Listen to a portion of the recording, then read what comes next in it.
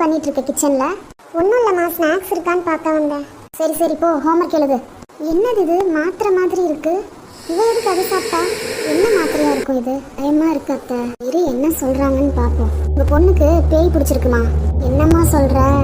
உண்மையாதான் சொல்றேன். உங்க பொண்ணோட உடம்புல ஒரு ஆத்மா இருக்கு. என்ன அத்தை இப்படி சொல்றாங்க?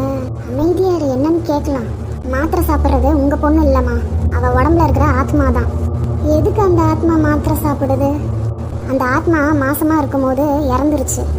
ஆனா அந்த ஆத்மாக்கே தெரியல அது இறந்துருச்சுன்னு. வயிற்றுல குழந்தை இருக்குன்னு நினைச்சிட்டு டாக்டர் எழுதி கொடுத்த மாத்திரையை ரெகுலரா எடுத்துட்டு இருக்குது உங்க பொண்ணு மூலியமா. ஐயோ என்ன இப்படி சொல்றீங்க? இதனாலதான் அவ கரெக்ட் டைமுக்கு மாத்திரை எடுத்துட்டு இருக்கிறா உங்களுக்குலாம் தெரியாம. இப்போ என்ன பண்றது? ஒரு 7 வாரத்துக்கு மாரியம்மன் கோயிலுக்கு கூட்டிட்டு போங்க. சரிங்க, ஒரு நாள் விடாம கூட்டிட்டு போங்க. அப்பதான் அந்த ஆத்மா அவ உடம்புல இருந்து வெளியே போகும். உங்க பொண்ணை நீங்க காப்பாற்ற முடியும். சரிங்க, கண்டிப்பா கூட்டிட்டு போறோம். அப்போ நான் கிளம்புறேம்மா.